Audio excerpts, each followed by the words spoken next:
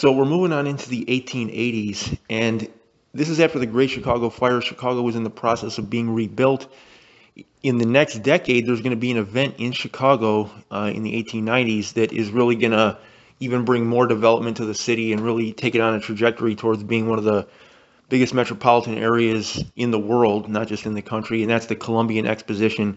But that's still a decade in the future. So in the 1880s, a I don't know if to call him a politician or a gangster because he was kind of a cross between the two, but a man rose to underground power as well as direct political power in Chicago, and he really was going to become probably the most powerful person in the history of Chicago, even more powerful than any mayor that we've had.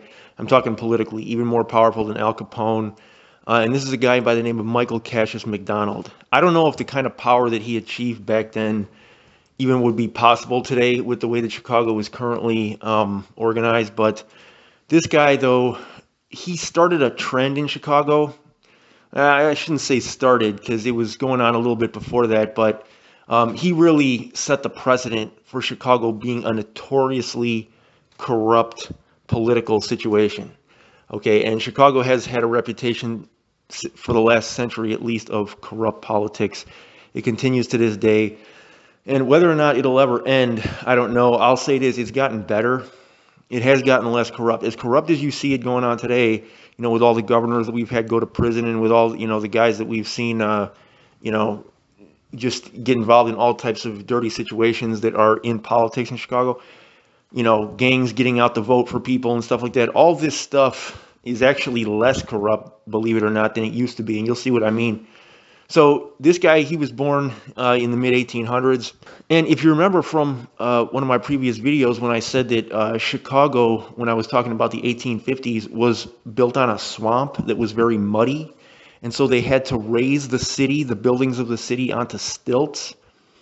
And that a lot of the crime then would go on literally underneath the buildings in the spaces between the stilts. And it was literally the, quote, underworld, okay? And they would call it, back then the slang was under the willows. So a lot of the crime back then would take place, underneath these buildings. And so, he started off basically doing corrupt stuff as a kid. He was always hustling, finessing people. He would sell people like boxes of candy that were only half full. He was like cheating people out of money and stuff from the time that he was a young person. He eventually took that big time, though, up to the level of politics. And this really, he set the trend that I really think has held Chicago back. I think Chicago could have been even more influential than it is now. I mean, it's still influential in a big way, but I think Chicago could have been way nicer place to live, way better developed, just have a better quality of life for all the residents in it. Had we not had this legacy of corruption and all the money that's been wasted on bribes and all this. I mean, you think about all the money that's been wasted, man, like just gone to the underworld. Chicago could be a totally different and nicer place today, but it is what it is. So this is really the point where I think it really took off, okay? Not started, but took off. So Michael Cassius McDonald, the Chicago Tribune calls him Chicago's first, quote, boss. And he never actually held an official office, but he was really the most powerful guy in the city. So his associates described him as a crook, but a decent crook. And he had a strict code of honor that he lived by. He said, stick to your friends and keep your word. So as a teenager, like I said, he worked as a candy vendor on railroad cars.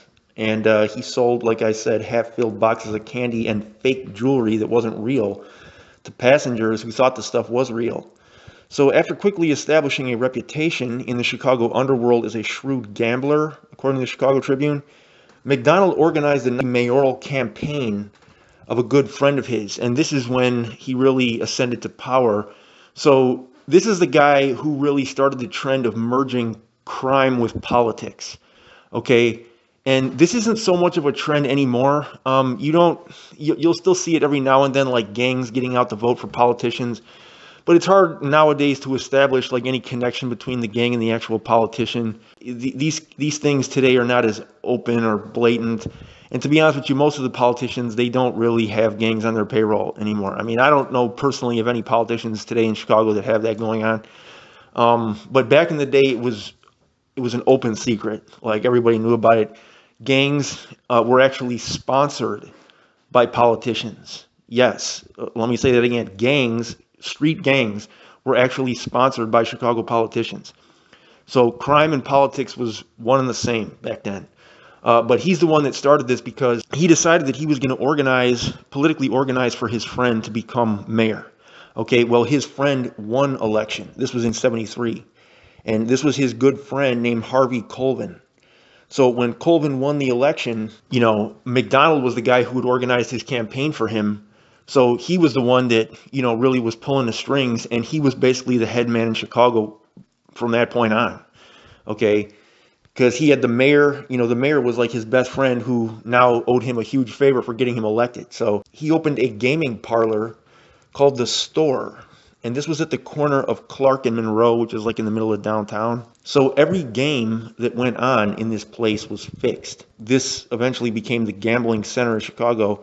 And this was one of the biggest attractions in the entire city. So the gambling quarters in this place were on the second floor. This was situated between a liquor business that was legitimate. That was at the street level. And then Michael McDonald's private residence was on the third floor. And the gaming place was in between these. So he would deliberately order the police to raid the place twice a year. And again, he had the police in his pocket, okay, because his homie was the mayor who he had gotten elected, remember. So he could control the police. So for appearances and everything, he would tell the police just come through and raid the place twice a year, but it was all, for show. So in Chicago at this time, if you were a committee man, an alderman, a mayor, a senator, a governor, he controlled all of their destinies. It's known to historians that if you wanted anything done, if anybody in the city wanted anything done at this point, you had to go and see Mike McDonald. So every single crook and confidence man, they said, and virtually the entire police department were at his beck and call. Gambling profits, protection money, and income from a bookmaking syndicate flowed directly into his coffers, and as millions of dollars changed hands over and under the table in all kinds of legal and illegal transactions, McDonald took his cut. In return, he rendered the best possible services.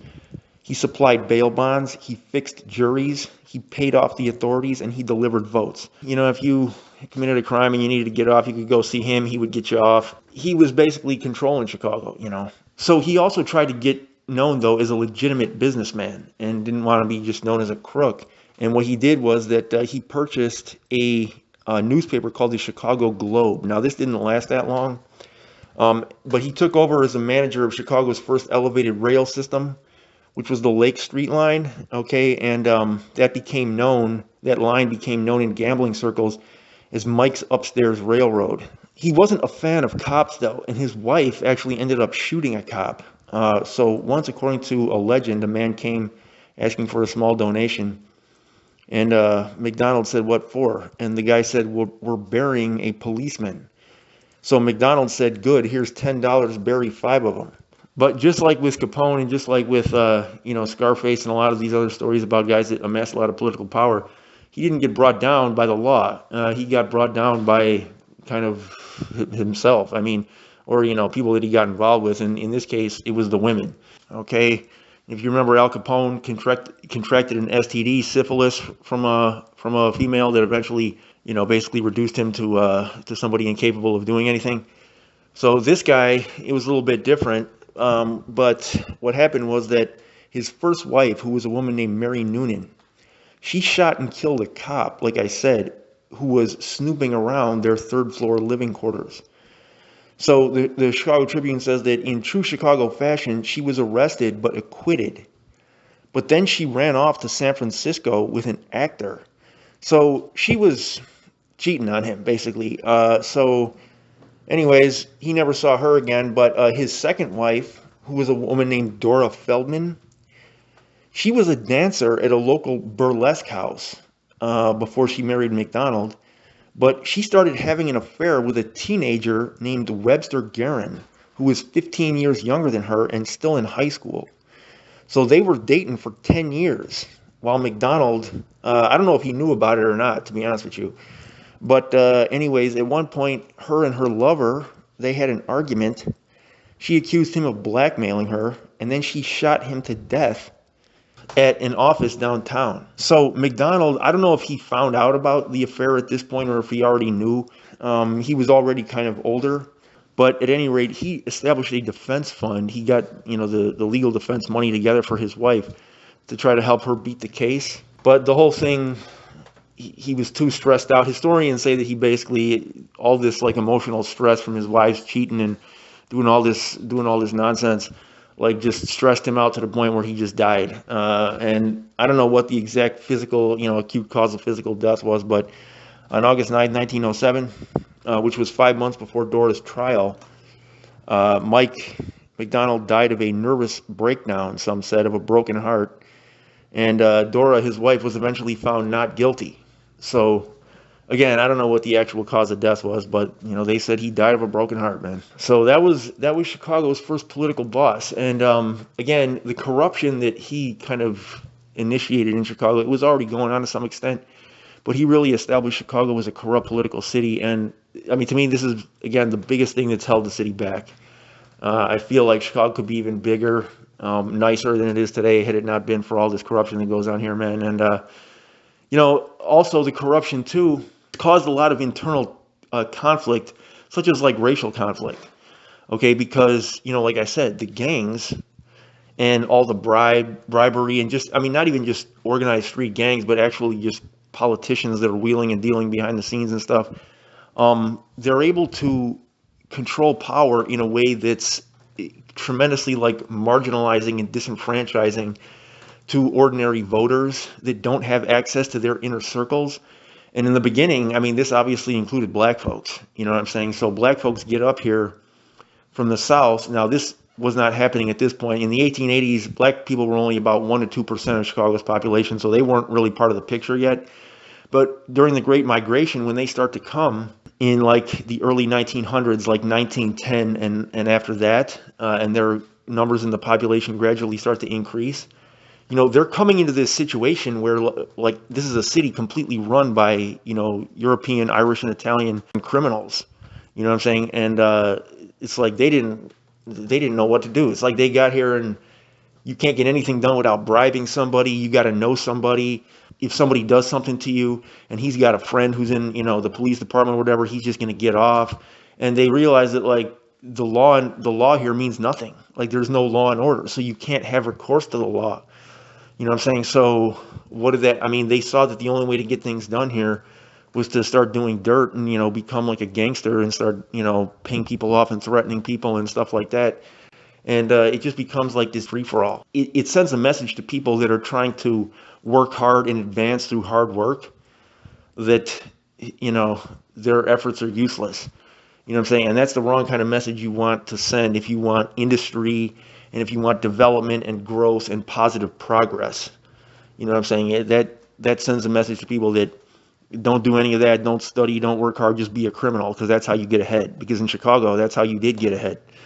So it was the wrong message to send. And, like I said, it's changed a lot since that point. But, I mean, you saw, Chicago even to this day still has a lot of political corruption, but not to the extent that it did back then.